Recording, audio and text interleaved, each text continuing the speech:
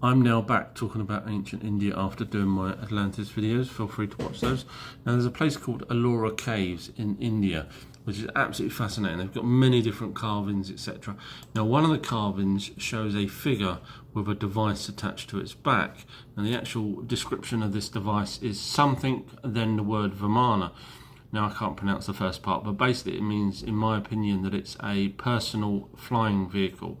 Now if you see here this person, which would have been an Anunnaki offspring or someone directly DNA created for the Anunnaki, watch my previous videos, you'll see what I'm talking about.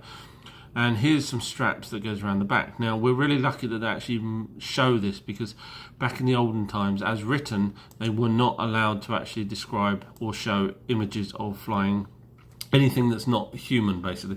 That's why we used to have what they called sky boats in ancient times, such as... Did the ancient Indians actually have guns before everyone else? Now the oldest known guns was 1000 AD, but these carvings and many others of Indians holding guns predate that by a very, very long time. So if you've watched my previous videos, you'll see that Inanna was given the Indus Valley, and she was an Anunnaki, which obviously would have had tech or been able to create tech for her people. So she was in charge of the Indian people at that period. Now there's a Greek philosopher called Philus who actually wrote about Alexander, and the reason why he turned back from India wasn't because his men got tired, as supposedly the normal story goes. He said that they were attacked by tempests and thunderbolts coming from walls, which suggests to me that there was firepower.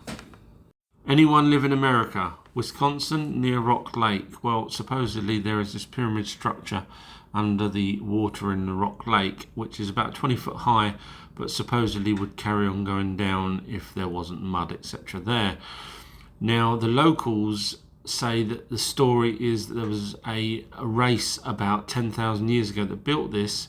They may have built it before 10,000 years ago, but the race had to leave the area due to a flood, which actually matches my estimate of when Sitchins, as well as many other people, including the ancient tablets, of the Great Flood for about 10,000 years ago. So that would make sense why it was covered over. Now the interesting thing is, would this structure have been on a ley line like many of the other pyramids and big monuments that were ancient? Well, funny enough, here it does actually say the prominent Wisconsin ley line just goes right by Rock Lake's pyramid. So how... This guy's name is Brian Forrester, and he is absolutely amazing at looking at old buildings and stating the facts that they are actually older than what we're being told. However, this isn't a debunking video. I just think he's got some dates wrong. He may not understand or know much about Sumerians to understand the correlation between the nuclear weapons they had and the time frame that they were used. So have a listen to this. He's talking about an explosion of some sort.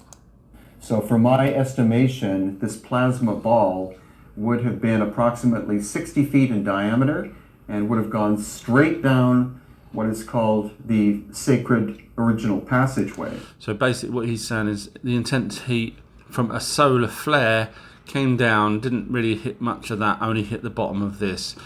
But the same solar flare would have then also took out many other places, which I'll get to in a sec.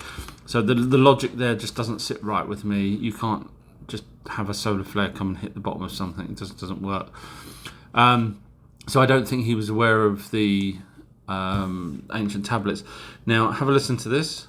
The hieroglyphics on the left look like they were done with a machine, whereas the ones on the right look like they were done by hand.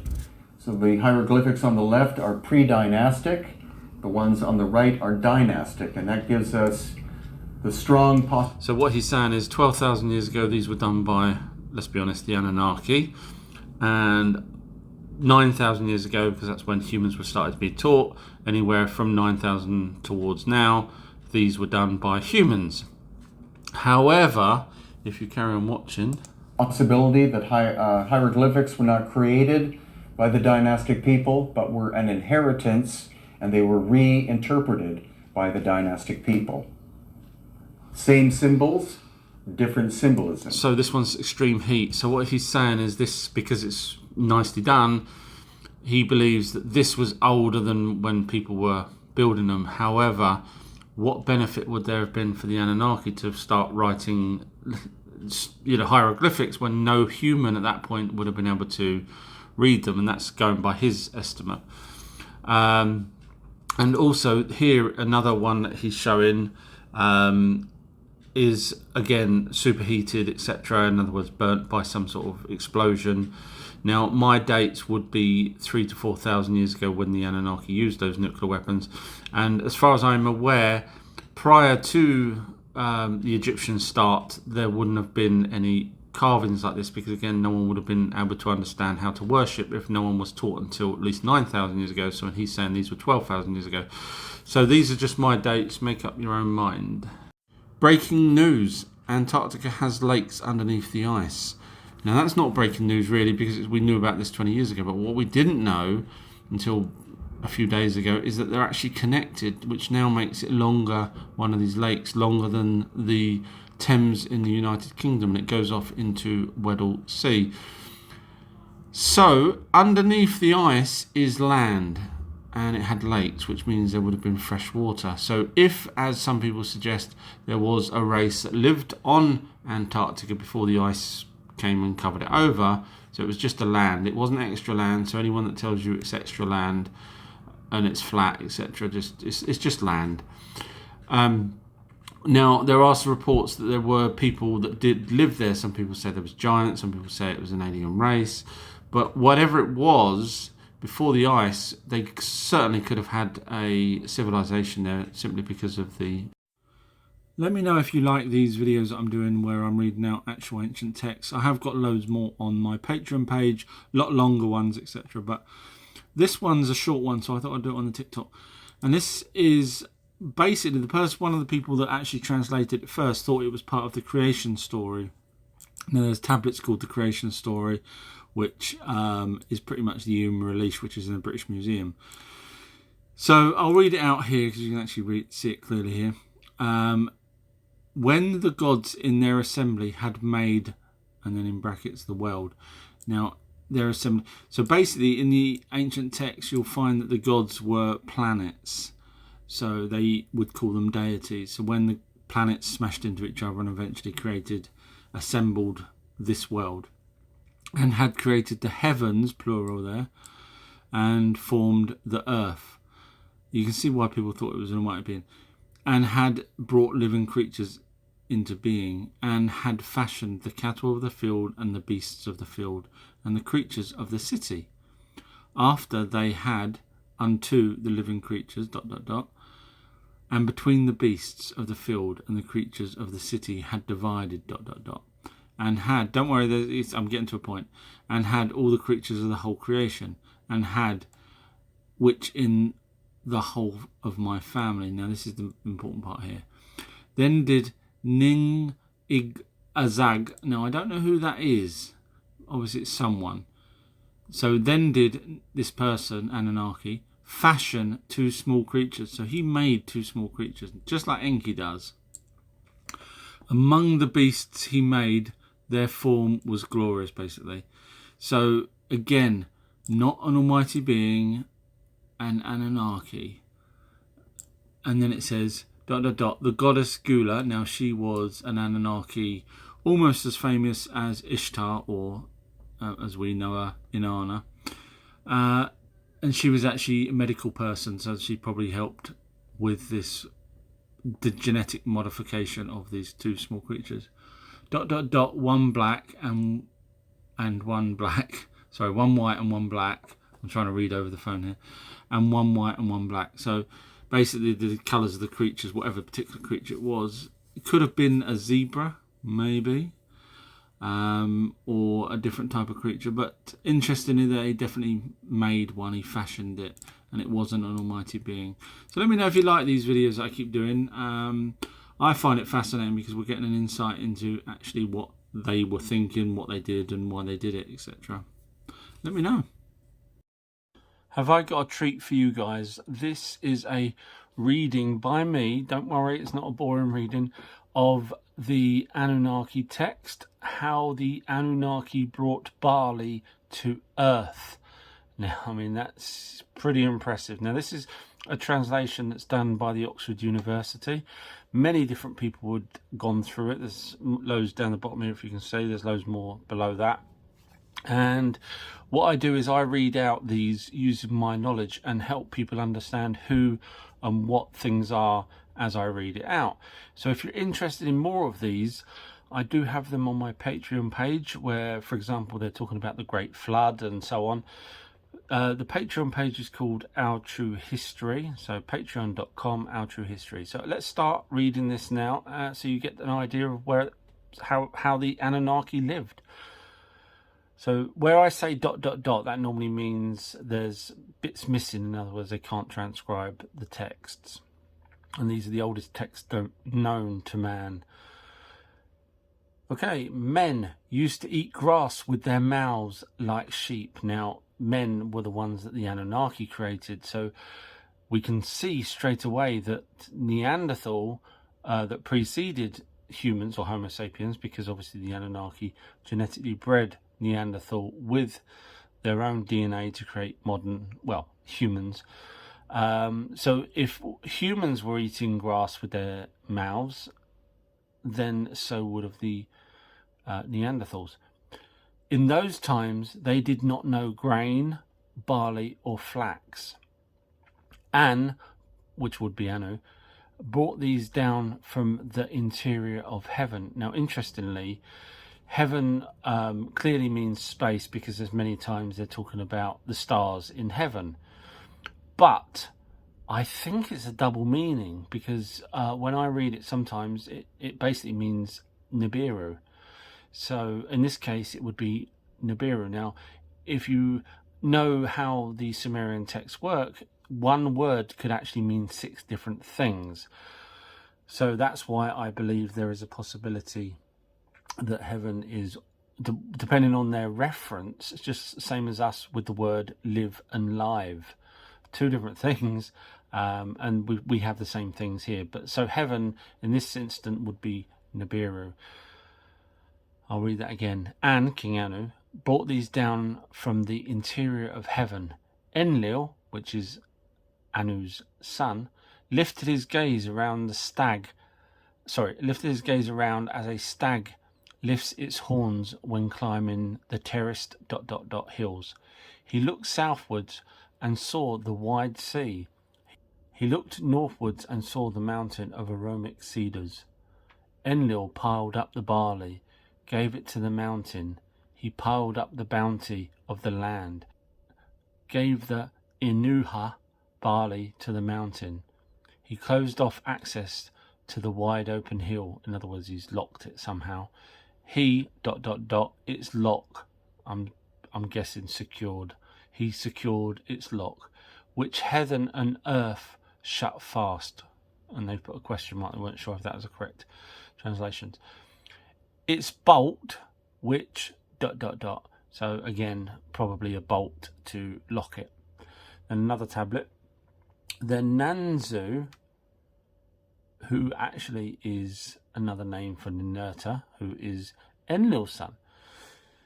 The Nanzu said to his brother Nimnada, "Let us go to the mountain where the barley and flax grows, ... the rolling river, where the water wells up from the earth. Let us introduce the Inhala barley into Sumer." And that's where they were at that point. So if you remember your history, Sumer is the first place that they got taught out of the 4 different territories. And that's why we have the ancient Sumerian text as the oldest, because that's where humans were started to be taught. Let us make barley known in Sumer, which knows no barley. Nimada, the worshipper of An, replied to him, "Since our father has not given command," in other words Enlil, "since Enlil has not given command, how can we go to the mountain?" Everything was very strict back then, as you can imagine. "How can we bring the barley from its mountain? How can we introduce the Inhal grain into Sumer?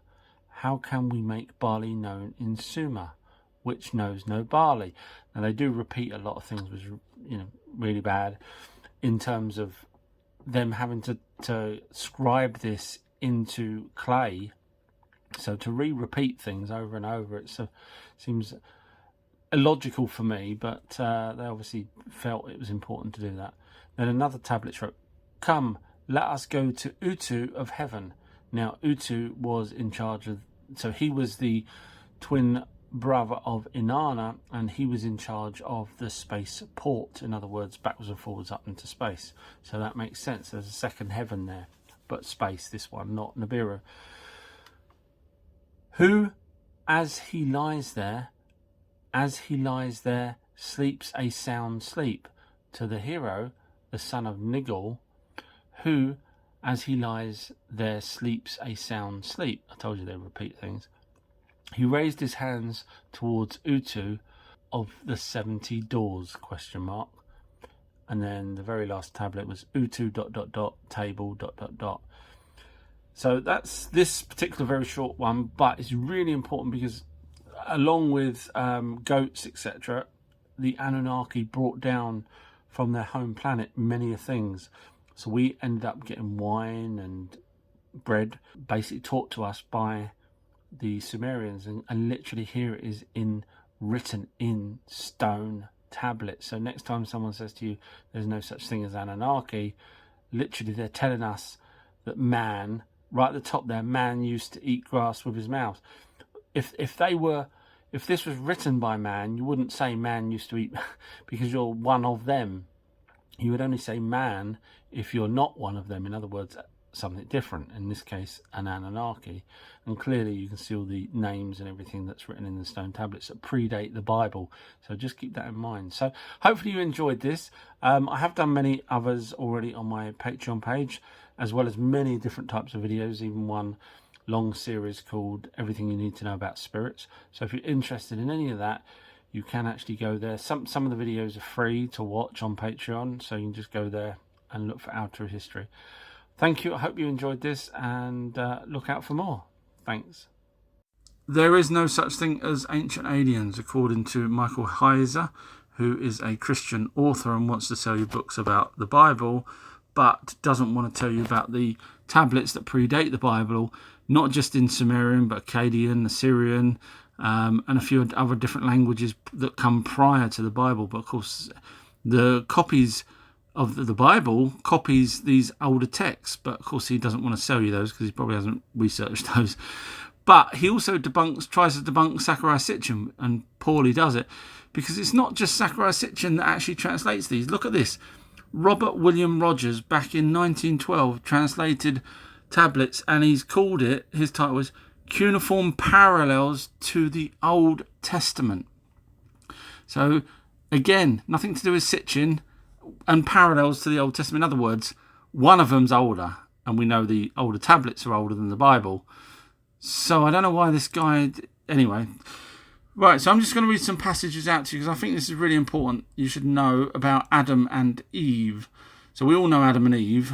His real name is Adapa, and the Eve's name was Titi. Now, here's a passage here from King Anu on the home planet, Nibiru. So he's an Anunnaki, or Elohim as the race name was called. So here it's talking about Adapa. So his messenger, so that is King Anu's messenger. Now, if you read this version in the Bible, it would be an angel, because angels were messengers. So it is clearly, come on, you know. Ibarat answered him, "My lord, Adapa, the son of Ea." So Ea is also the original name for Enki before he came here, and was given the name Enki because he was in charge of South Africa. So Kai being earth, Enkai. So that's why he got that name. Here's another bit here. When thou comest up to heaven and approachest the door of Anu.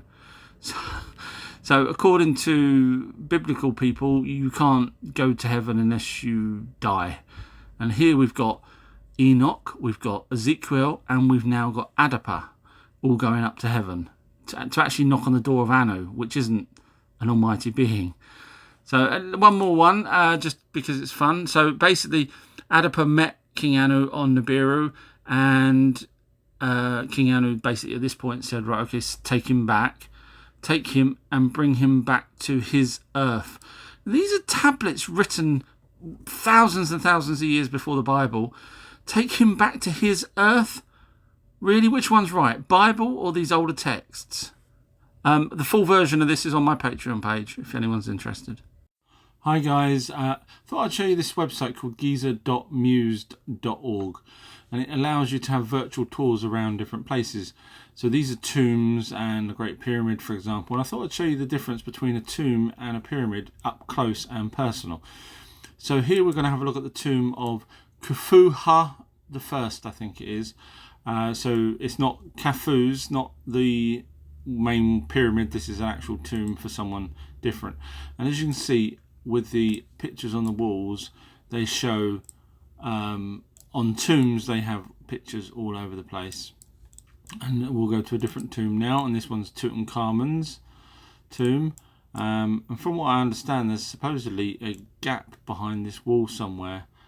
More recently they found, and it leads off to another room, but hopefully mainstream will tell us that. But as again, you can see the images on this tomb. And then another tomb here.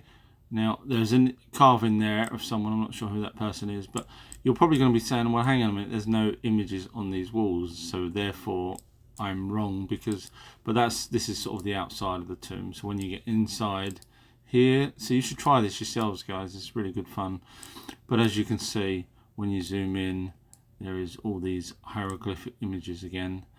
So let's have a look now inside the Great Pyramid, inside the tomb. So here you can actually again walk all the way around. So I'm just going back up. Excuse the laundry basket, I haven't had time to tidy up in the pyramid. But here's the entrance here to go into the Grand Gallery, or the King's Chamber, or whatever you want to call it. And here it is. So this is the granite block that supposedly had a body in it, but no one ever found a body, so why they just suppose, I don't know. But again, the point is there's nothing on the walls, and this is because it's it was designed for something else. And there's one of the shafts. Now supposedly these go off to either Orion, if you roll back the clock far enough, or they're air shafts, or both. But they don't actually go out to the outside. So why? It really frustrates me. Why do people still call them air shafts when they actually turn and go up towards the top of the pyramid, as opposed to going out into the fresh air? There's no gap on the end of this. This is it. It goes up and then it turns and goes straight to the top. So, but this is really good fun to have a look around. Ignore the security camera up there. I just do that because I'm a voyeur. I'm joking, it's not mine. But the point is, it's really good fun, and ignore the person there that's trying to run away. Good fun, go and do it yourself. And that's called giza.mused.org, and then look for the tours. Enjoy it.